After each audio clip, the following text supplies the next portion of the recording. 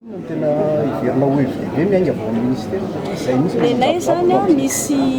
telo mazava ny fitsinjara miezaka iverinay tokony atao eo aloha le tena hoe fiahina ara-tsosialy fitsinjovana le vahoaka sahirana io zany le hoe protection sociale immédiate ina moa resaka amin'izany le olona tsy anasa le olona tsy manan-kelofana le olona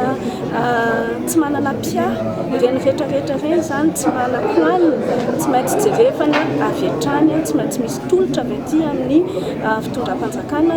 izay atao ministera zany tokony andraikitra voalohany mikasika an'izay dia ao anatin'izay zany tokony karakarana reny asa tanamaro reny tokony karakarana ny fampanjari-tsakafo tokony karakarana ihany koa ny fanomezana toerana reny vahoaka reny izay lasa kely tsy mba mamindro satria tsy manan-katao dia manarakaraka an'izay lalana faharoa tokony jerevantsika koa dia fiarovana ny zoan'ny olona satria matetika koa zany marefo ny olona rehefa tsy misitraka ny zony izy rehefa tsy omena anazy ny toerana tokony ananany amin'ny zo izay ananany ka rehefa miteny hoe olona dia misokajy olona rehetrarehetra manana zo ny ankizy manana zo ny be antitra manana zo ny sembana manana zo daholo fa indraindray na misy ara ny lalàna tsy ampiarina indraindray moa dia tsisy mihitsy ny lalàna amin'ny zavatra maro samihafa misy lalàna fa mila vozina ihany koa mikasika ohatra hoe nisy zao fa navozana ny lalàna mikasika fanambadiana misy zavatra ohatran'izany mikasika fandovana fa betsaka ny mbola tokony atao zany mikasika ohatra ny erisetra ny vehivavy sy ny maro hafa dia io zany misy asa goavana tokony atao mba hipetraka teny lalàna reny dia hiatra dia any koa zany ny ezaka anankiray tokony masona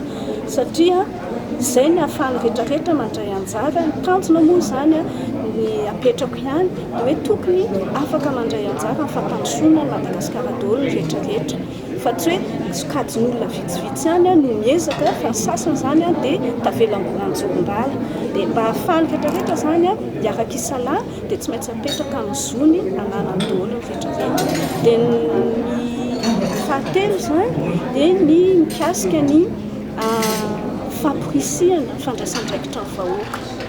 ny manana zo izy voalazantsika teo fa manana ihany koa zany adidy amanandraikitra ny firenena amin'ny fiarahamonina any amin'ny isa tokony any zany dia ezaka izay rehefa misy fahatserovan-tenan'ny olona rehefa misy ezaka misy finiavana nanan'ny olona zany dia tohanana izy amin'izay fotoana izay amin'izay ataony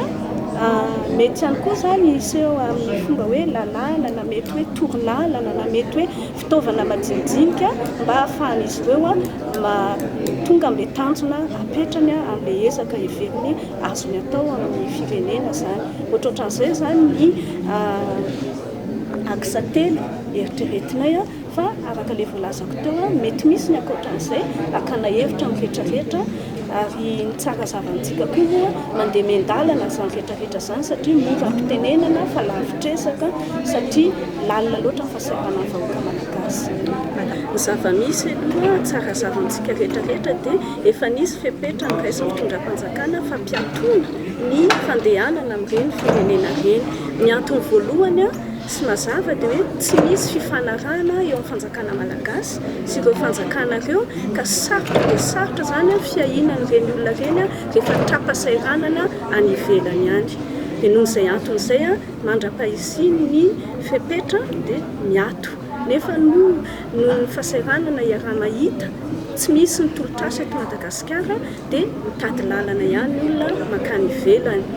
dia ao anatrehan'izay zany dia tsy maintsy misy ny fandraisana andraikitra ary tamin'ny larobia lasa teo zany izay tatao ministera mponina dia efa namory ny teknisianina avy amin'ny ministera maro samihafa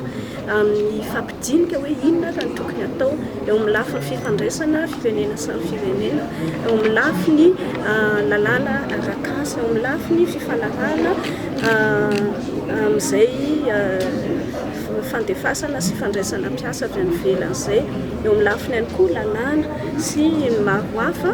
dia aorianan'izay dia mbola hifanatony izay samy minisitra amin'ny latsinainy ho avy izao ka tsisy ny sampona hifampidinianay amin'ny tolo-kevitra avy amin'ireo teknisianina izay efa nivory tamin'ny larobia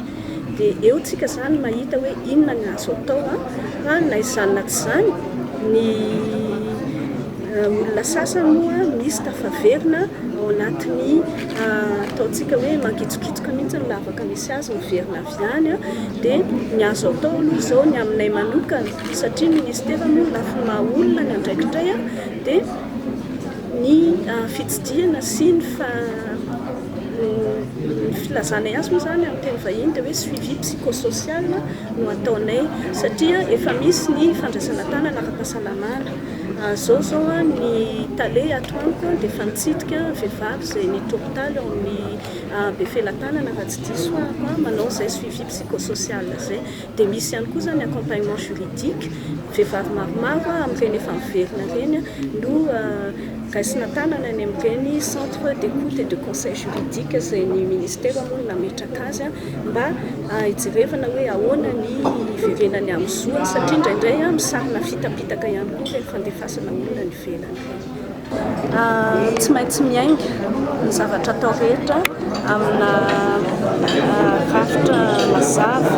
ka ao anatin'izay zany dia io famolavolana ny politika ny fiahiana ara-tsosialy ihany aloha no tsy maintsy nasona voalohany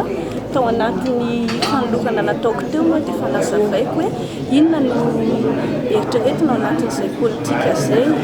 satria ny zava-misy amin'izao taona izao dia samy mandeha samy mitady ny tsara sitrapo iray ombinantoka sy izay rehetra te handray anjara amin'ny fanarenana ny Madagasikara indrindra ny ao amin'ny lafiny sosialy zany betsaka ny manao azy io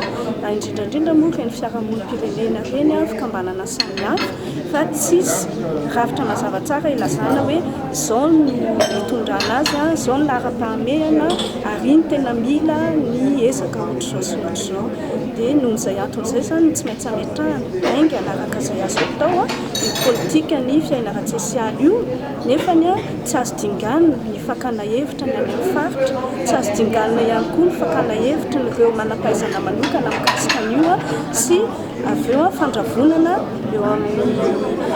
sehatra nasionaly mihitsy mba samy hotafiditra ao daholo ny firehana rehetrarehetra mikasika an'ity fiahiana ara-tsosialy ity izay voalazako izay zany hoe izay efa manana ihany ny hevitray sady efa nisy asa voavolavola taloha tamin'ny ministera tany aloha tany zany taona 4 sy 4 arivo karapatonga ny taona 7 sy 4 arivo zany efa nisy fandalinana maro mikasika ny fiainana ara-tsosialy io fa tsy tody hatrany amin'ny farany le izy dia mbola tsika izao mbola tsy manana politika mazava mikasika ny fiainana ara-tsosialy noho izay anton'izay zany dia efa manana ihany zay ny fomba fijerinay nefany izay mihevitra hoe tsy afaka iambo ny ministera hoe mahafantatra ny rehetrarehetra sy asahana ny rehetrarehetra satria samy rahantsika mahita fa na ireto mpiara-ombinantoka tonga ny roany reto na ihany koa ny fiarahamonim-pirenena any amin'ny faritra rehetrarehetra any dia mba samy manana ihany koa ny hevitra tiany zaraina dia alao angamana aloha raisina daholo ny hevitra rehetrarehetra aravina dia eo tsika vao mametraka hoe izao ny politika ara-tsosialy atao eto Madagasikara.